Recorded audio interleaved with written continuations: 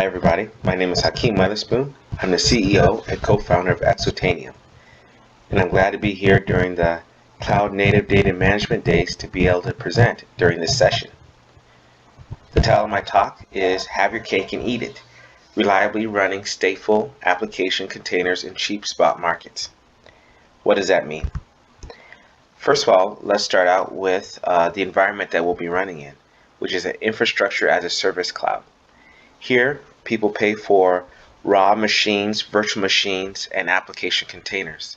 The abstraction that they're given is seemingly unlimited amount of resources, compute, storage, and networking. It's a pay-per-use model. It's one that business has adopted in droves, and they are using for thousands and thousands of businesses. In fact, it's been so successful that here during the pandemic, billions of dollars have been spent. And in fact, the revenue, about 50% of it is going to cloud providers. And a lot of people and businesses are wondering, how can I rein in and tame that spending? One technique, the one that we're going to talk about in this talk, is using the spot market. The spot market can be up to 10 times cheaper than the regular, what's called on-demand cloud.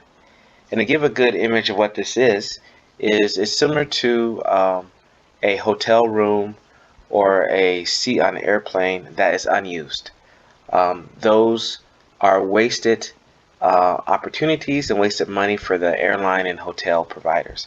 In the same way, a machine that is unused is wasted for a cloud provider. Why would you have those machines? Essentially, if somebody comes and wants to, as a potential cloud customer, and wants to pay for 10,000 machines, then the cloud provider needs to provide 10,000 machines. So as a result, those machines need to be sitting there idle, waiting to be used. That is, in some sense, the spot market is selling the reuse of those machines while they're idle. Another thing to think about is that those prices of the spot market can vary over time. Okay, so here you can see an example of some spot market on Amazon and the pricing of a spot instance, a machine in that spot market, varying over this time period. Now the issue is, why does not everybody use the spot market? And the problem is that it is unreliable. In fact, a machine could be terminated with little to no warning. And this is because since those machines were idle to begin with and they're rented at a very cheap price, if somebody now all of a sudden wants to pay the full price, then the provider will terminate anybody using it at that cheaper price. As a result, applications that use the spot market need to be able to handle failure. And this is very difficult, if not impossible, for a lot of stateful applications that cannot just be terminated in the middle of whatever they're doing. Imagine you're watching a Netflix show and it just dies right in the middle. Many people would not be very happy about that. So the goal of the rest of this talk is to demonstrate how we can reduce costs of using the cloud via the spot market, and do so with stateful applications. So demonstrate how to reliably use the spot market. And we don't want to require a single line of change for that application and achieve good performance. In a sense, we want to have our cake and eat it at the same time. So the approach that we're going to use is what's called live migration. We're going to move the application from one location to another, from the spot market to this on-demand instance. Okay, so I depict that here where the cloud provider owns the underlying physical machine, the computer. There's a thin layer of software called a virtual machine monitor or a hypervisor that abstracts that machine and allows the cloud provider to then sell a virtual machine, a abstraction of it, to many different clients. In some sense, you can take that one physical machine and sell it to 100 different clients. Okay, but this is how the infrastructure as a service cloud works. It's the same abstraction for the spot market. It's a virtual machine and it's a thin layer of software that abstracts that machine, that virtual machine monitor. So our application is going to run in the on-demand cloud, and what we're going to want to do is we're going to want to migrate it from the on-demand instance that's expensive to the spot instance that's very cheap. Okay, so that's the goal of what we want to do. Unfortunately, this is not possible because we as a user of the cloud do not have access to that underlying physical machine, and we do not have access to that thin layer of software, the virtual machine monitor. So how are we going to solve this problem? In computer science, we have this notion of levels of indirection. So we're going to add another layer of indirection, and this is going to be called nested virtualization. So what we're going to do is, instead of starting an application in our virtual machine, we're going to start another virtual machine monitor, another thin layer of software. Okay, so this says Zen Blanket Virtual Machine Monitor. And then what we're going to do is, given this second layer virtual machine, we're now going to create the application. So this application we now as a user control. And we can move this application, in this case from the spot instance to the on-demand instance. And the reason that we can do that is because with this thin layer virtual machine monitor, we control all the memory and all the state associated with the application. And as a result, we can copy it anywhere we want. Okay, so this was first talked about in a paper that I wrote called Zen Blanket Virtualize Once, Run Anywhere. And we're actually going to take this to the next level, which is to not just migrate it between spot and on-demand instances, but to migrate it between what we call availability zones, and even fundamentally different cloud providers. And so what this allows us to do is to run this thin layer, this virtual machine monitor, Zen Blanket, and then migrate the state of the application in purple here from anywhere we want, from availability zone 1 to availability zone 2 in this situation. This was described in a paper that I wrote 4 years ago called SuperCloud, a cloud library cloud for exploiting cloud diversity. Okay, and so this is the key of what we're going to be able to do to migrate between the spot and a regular instance. So now let's go back to spot instances so we can understand them a little bit more. So first of all, prices vary over time. We can see here that for this particular spot instance, that the price was as low as nearly a tenth, that's 10 times lower, to over the actual price. This on the y-axis shows the spot over the regular price. So anything over 1 means that the spot price was more expensive. Also, the price varies not just by time, but also by instance type. So there are a family of types of virtual machines and the sizes of virtual machines, how much memory, for example. So the M3 is a family, and the large is the how much memory, for example, the size. The M3 extra large, you can see the price varies according different than the large. If we had a different class, a different family, the C3 large and extra large, very different still. So you can see that each instance type price changes according to itself, very differently from each other, I should say. And then finally, the price changes differently based off of availability zone. You can see that in one availability zone here, East 1B, the price changes over time compared to East 1C availability zone. The price varies very differently compared to 1D and 1E. So as a result, we can see that the price varies based off of time, based off of instance type, and based off of availability zone. Okay, so how then are we going to be able to utilize the spot market? We're going to use what we call a smart spot instance. This is going to be used on top of Zen Blanket and on top of the SuperCloud like it showed earlier. And what we're going to do is we're going to take that second layer virtual machine, the application, and we're going to monitor the price of the instance types and availability zones, and every hour we're going to migrate the application to the cheapest one. So We're going to monitor the price. If it goes up, then we'll find a cheaper one. We'll create a instance there. This is the first layer of virtual machine. We'll create our thin layer, and then we'll migrate the application to that new location. And then we'll get rid of the old location. So there's a couple important things to point out. Number one is the application is only ever running at one place. Number two is that there is a period in time that we actually have two instances. It's only running at one, but we are migrating the state from the source to the destination instance.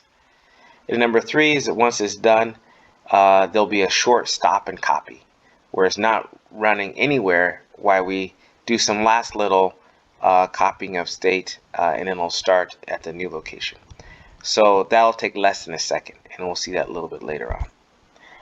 Now let's take a look at an evaluation of this technique. So here we're going to evaluate this technique over the course of a day. That means we're going to have 24 opportunities to migrate. We're going to look at the 3 different instance types for the one M3 class, and we're going to run a benchmark, a web server benchmark, where we have many different clients that are going to make web requests to the server. Okay, and so here you can see the 3 different types: the large, extra large, and double extra large, in the green, blue, and pink. And then you see the super cloud instance type in red. And the x-axis is time, and the y-axis is a cumulative price. And then the blue vertical lines are when the price changed enough such that we actually migrated the super cloud instance to a different location and type. Okay, and so what we see here is that the super cloud was achieved the lowest price, and in fact it's more than 2 times lower than the extra large type in blue. And in the paper, which was talked about in the previous slide, which was smart spot instances, we actually achieved up to 7 times lower price.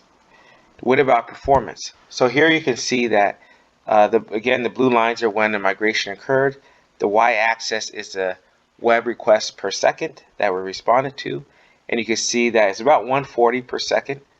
That same performance was achieved over time despite the migrations. Okay, so now I've demonstrated that this works for research. I've actually been doing this for over 10 years. Does it actually work for real for enterprise applications? Okay, so we created a company called Exotanium and have a product called XSpot. And this application achieves reliability, same reliability as the more expensive on-demand, but at the lower cost of a spot instance. It does so via seamless live migration to application.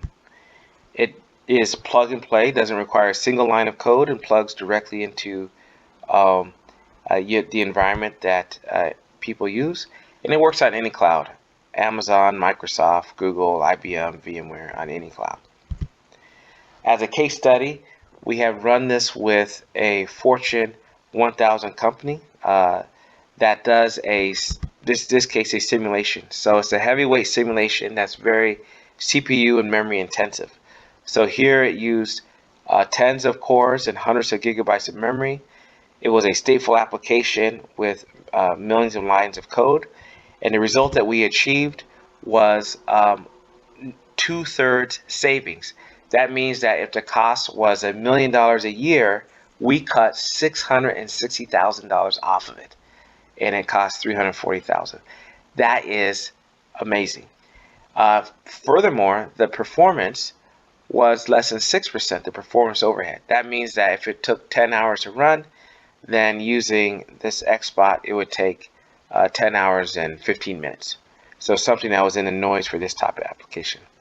This application is a batch based, so you can run it at any point in time in the future. What about interactive? So a web server, for example. So I'm going to start up a demo, and in this demo, we're going to run a web server. And let me get it to the right point. And with this web server, we're going to have a 3-tier application, a front end, a load balancer, and a Redis database. We're going to migrate the Redis database.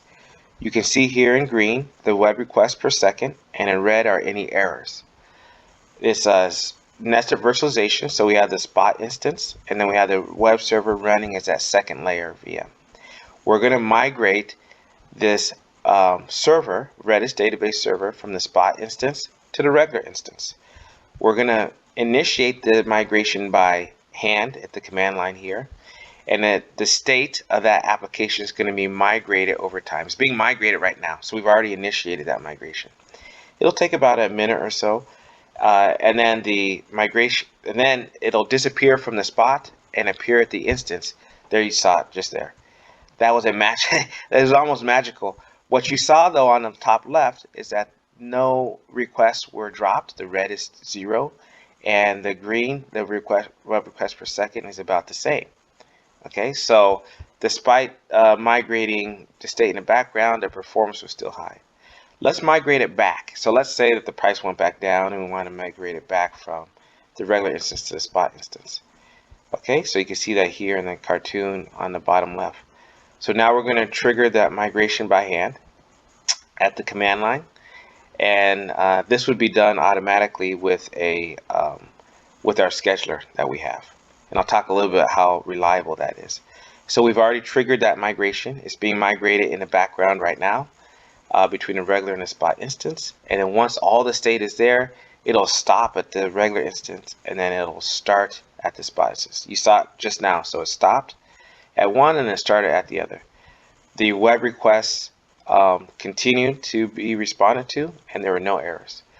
So what you saw was a reliable demonstration of a interactive application that achieved up to 90% the cost, lower cost. It was an example of live migration of stateful applications. In this case, they were Docker or Kubernetes containers, and in fact, the TCP, the network connections, were not even broken. Okay, so what type of experience have we achieved in terms of reliability over time? So here we've actually been running several months in the spot market without a single termination. This is unprecedented. Let me put it in perspective for you. If you're running on a spot market right now, then you can see reports of what the termination or interruption rate, they call it, is. If it was 5 to 10%, then what that means is that out of 1,000 application starts, 50 to 100 of them would terminate prematurely. With the Exotanium XBot, we achieved 0 in 2 months. That's crazy. We did so by triggering 28 migrations that avoided terminations. We have a patented algorithm that determines when to migrate, and we describe the capability here. So all migrations, furthermore, were between Spot instances. We don't even have to migrate between on-demand and Spot. Okay, and so this was a significant result that we have achieved. So in summary, we have tamed the spot market. We have shown how to achieve high availability and lower costs via live migration. In a sense, we have had our cake and eat it at the same time. This is based off of over 10 years of research from my research group. I should have said that I'm also a professor at Cornell University. And as a company, we have for enterprises, enterprise workloads and application achieved a high level of high reliability and low cost results. If you're interested, please feel free to view our website at exotanium.io, and also please contact me at ceo@exotanium.io. Okay, so and finally, if you're interested in some of the research, here is the paper trail of research papers that we've written. And if you're interested in contacting me to discuss further, please send me an email or go to our website. Thank you.